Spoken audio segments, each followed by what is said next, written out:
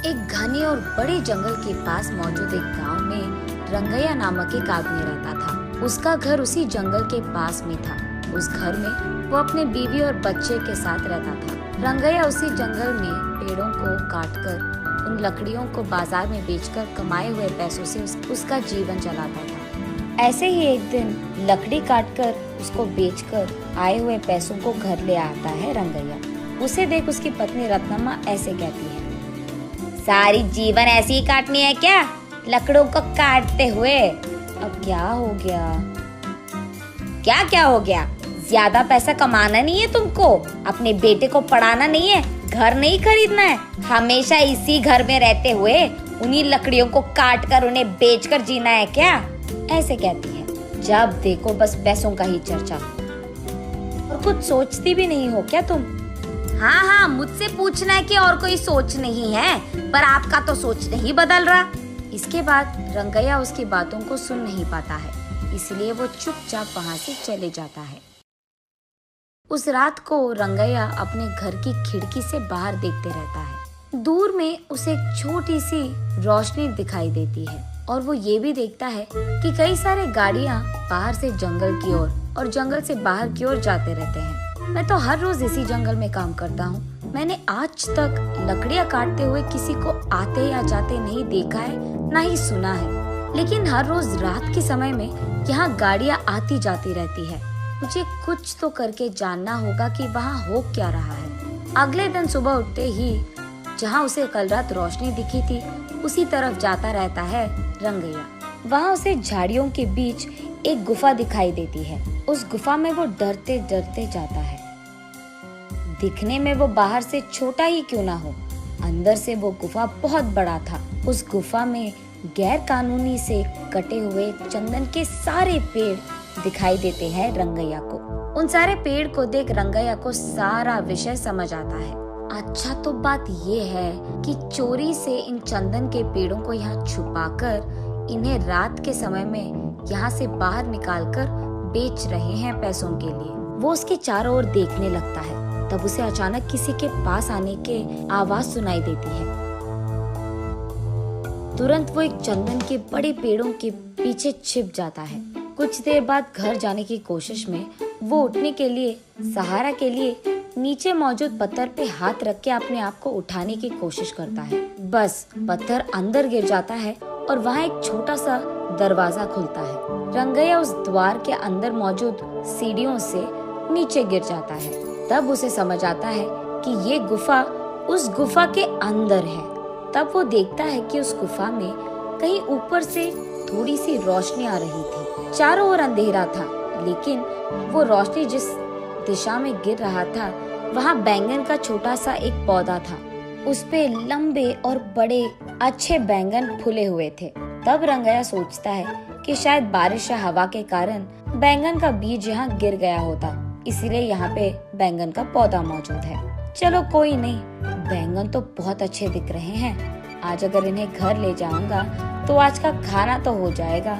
ये फैसला करके वो उस पौधे से एक बैंगन को तोड़ता है। बस रंगैया के हाथ में जैसे ही वो बैंगन आता है, वो सोने का बैंगन बन जाता है। रंगैया आश्चर्यचकित होकर दंग रह जाता है।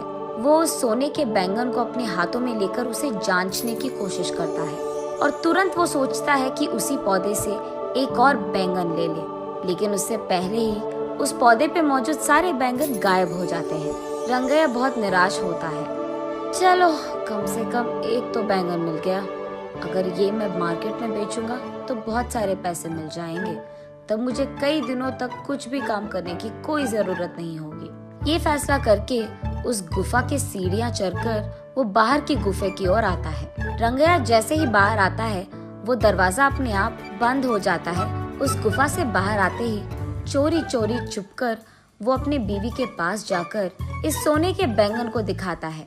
उस सोने के बैंगन को देख रत्नम्मा तुरंत बेहोश होकर नीचे गिर जाती है। कुछ देर बाद होश आता है। तब रत्नम्मा, बाप रे, सोने का बैंगन कहाँ से लेकर आए आप? ये कहाँ मिला आपको? उससे तुम्हारा क्या मतलब? हमेशा पैसों के पीछे पड़ी रहती है ना।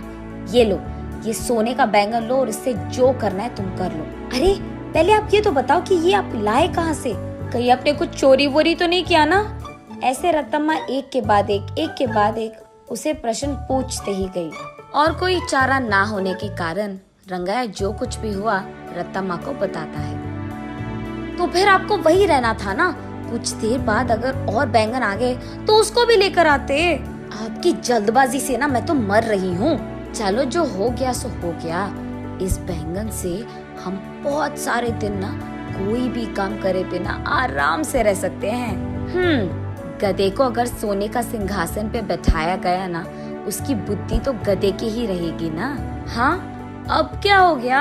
इसका मतलब क्या है? इसी घर में रहते हुए चैन की जिंदगी नहीं चाहिए मुझे। आप 2-3 और सोने के बैंगन लेके आए, तब हम बड़े घर में आराम कर पाएंगे। देख, हमें नहीं पता कि उस पौधे पे वापस सोने के बैंगन आएंगे कि नहीं, और इतना ही नहीं, उस गुफा में जाना बहुत बहुत मुश्किल है और घातक भी। वहाँ चंदन के पेड़ छुपे हैं रत्ना। अगर मैं पकड़ा गया ना, मेरा लाश तक नहीं मिलेगा तुझे। अब इस सब की क्या जरूरत है? जितना है उतने में खुश रहेंगे, कहता है रंगैया। तुम मर्द हो भी?